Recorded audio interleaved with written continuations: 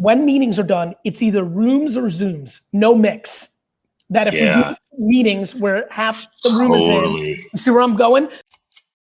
I will not approve meetings where 8 people are there and 3 aren't there, because we're going to be doing a bunch of stuff, right? So I coined it rooms or Zooms, which then leads to a lot of people doing meetings at their desk, conference meetings with 9 people, all who might be in the office or might not be.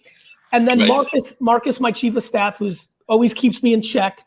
You know, people are like, do you have anybody who challenges you? I'm like, fucking Marcus doesn't let me get away with shit.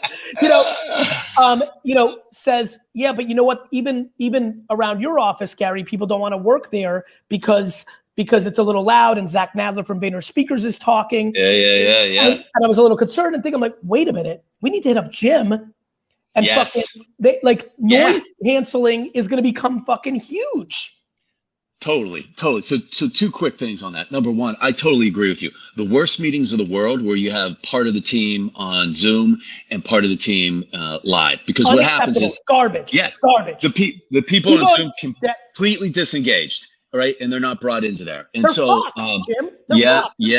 Totally. And then you know what's going to happen? You know what's going to happen? Then we're not going to take advantage of what we learned in COVID, which is to take advantage of these things. Better work-life balance, better realities, better. Like, I want to make it awesomer for my employees, but that means we have to go rooms or Zoom. No other way. Totally.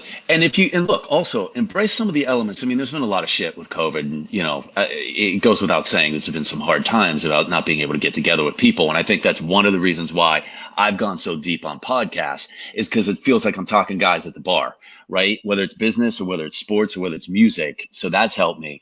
But one of the great things about podcasts right now, I'm looking over your head, I'm like, oh, it's a cool piece of art. That's really interesting. You get to know a little bit about somebody. Kid runs into a frame, the dog runs into a frame. There's some humanity there, which is kind of nice, right? You see a different dimension of people. These things around noise canceling, I think that there's an element of, it just allows you to lock and load, right?